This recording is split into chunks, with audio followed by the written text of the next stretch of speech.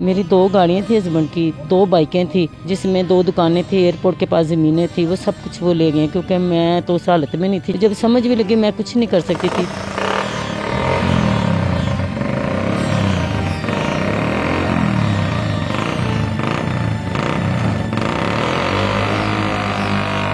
अस्सलाम वालेकुम नाज़रीन, आपका मेज़बान यासिर शामी आपकी खिदमत में हाजिर है और आप देख रहे हैं डेली पाकिस्तान। आपने मर्दों को तो चिंची रिक्शा चलाते देखा होगा, लेकिन आज आपको हम एक ऐसी अपनी पख्तून बहन से मिलवाने जा रहे हैं जो कि मलेशिया में अपनी पुररौनक जिंदगी गुजार रही थी और जिंदगी की वो तमाम आसाइशें इनके पास मौजूद थी जो किसी भी एक आम शख्स को शायद ही मियसर होती हों। मलेशिया में ये मुकीम रही अपने हस्बैंड के साथ और इनके 4 बच्चे पैदा हुए। जब इनका आखिरी बेटा जिसका नाम उस्मान है, इस बच्चे के पैदा होने से पहले ड्यूरिंग प्रेगनेंसी इनके हस्बैंड ने इनको तलाक दे दी, जिसके बाद ये मलेशिया से पाकिस्तान वापस आ गई और एक छोटा सा चिंची रिक्शा इन्होंने खरीदा और इसी पर अपने बच्चों को स्कूल छोड़ने जाती हैं, स्कूल से लेकर आती हैं। इनकी तालीम में किसी भी किस्म का कोई खलल नहीं डाला। एक सबसे बड़ी इनकी बेटी 7th क्लास में पढ़ती है, बाकी जो बच्चे हैं वो माँ के साथ रहते हैं। चिंची रिक्शा चलाना और एक पख्तून लड़की, और पख्तून फैमिलीज में आपको पता है कि लड़कियों को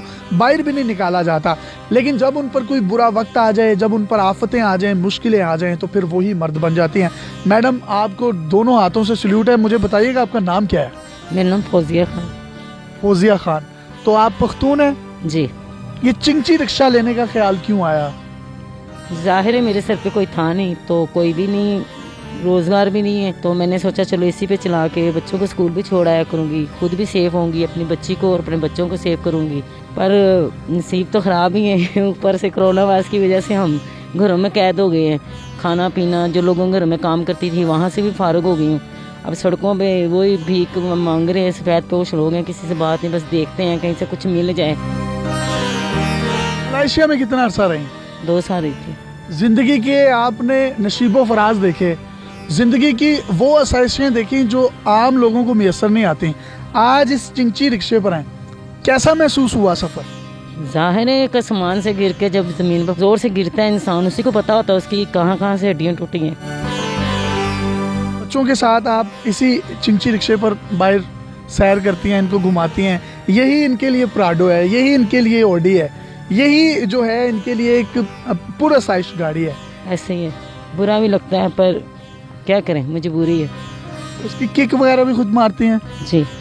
स्टार्ट भी कर लेती हैं, कहीं ख़राब भी हो जाती होगी, कहीं एक्सीडेंट भी हो जाता होगा, कहीं गिर भी जाती होंगी? हाँ जी, ऐसे भी होता है, ख़राब हो जाए, धक्के लगाती हूँ। फिर बच्चे भी, मतलब बारिश होती है पर छत भी नहीं इसकी है, तो बारिश में बच्चों के लेके जाते हैं। काम क्या करती हैं आप? मैं लोगों के घरों में काम करती हूँ।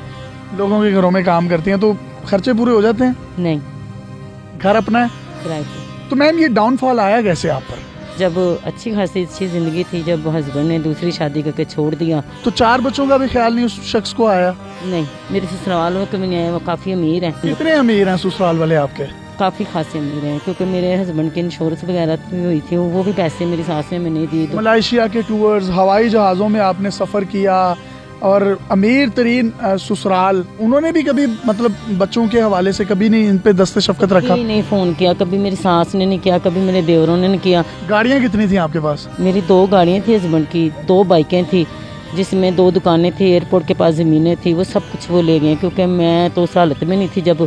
जब समझ भी लगी मैं कुछ नहीं कर सकती थी। अपनों के रवैयों पर कभी माथे पर बल आए आपके? गुस्सा आता है, दिल करता गोली मार दो, बर्दाश्त कर देती, बच्चों को देख के चुप कर जाती, सब्र कर लेती। पख्तून फैमिलीज की जो लड़कियां होती हैं वो बाहर नहीं निकलती। आप रिक्शा चला रही हैं, शाना बशाना तरह तरह के आपको अच्छे लोग भी गंदे लोग भी मिलते होंगे, कोई तंग भी करते होंगे, कोई ब्लैकमेल भी करते होंगे, कोई ऐसे छेड़ भी देते होंगे, तो उनका कैसे मुकाबला करते हैं? किसी को तो बस इसी तरह चुप करके गुजर जाती हूँ, टाल देती हूँ। किसी के वक्त तो हंसी भी आती है, किसी वक्त गुस्सा आता तो छीड़ फाड़ भी कर देती हूँ, आ जाओ फिर। लेकिन अंदर से स्ट्रॉन्ग है आप? मेरे ख्याल से हूँ।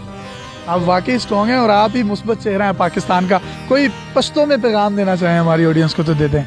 जमा पैगाम दे तासो पारा टोल खल को पारा, ख़ास तौर पे ता पुख्तान जो फैमिली दे दूध पारा के खुदा रखबल जातकुला तालीम ज़रूरत आके, भले के ज़िंदगी के ढेर मसले राजी ते दाना उशी के सिंगा जमात ने दा हाल दे कि तासो भी जिन्हों को दा से हाल उशी। आप उर्दू में क्या कहना चाह रही हैं, इसका तर्जुमा क्या होगा? पैगाम दे रही हूँ पठान फैमिली को ख़ास तौर पे कि आपकी बहुत मेहरबानी कि अपनी बच्चियों को पढ़ाएं, तालीम अता करें, तो क्योंकि तालीम ज़्यादा ज़रूरी है औरतों के लिए और बच्चियों के लिए, ठीक है ना। ये ना हो कि कल को उनका मेरे जैसा हाल हो।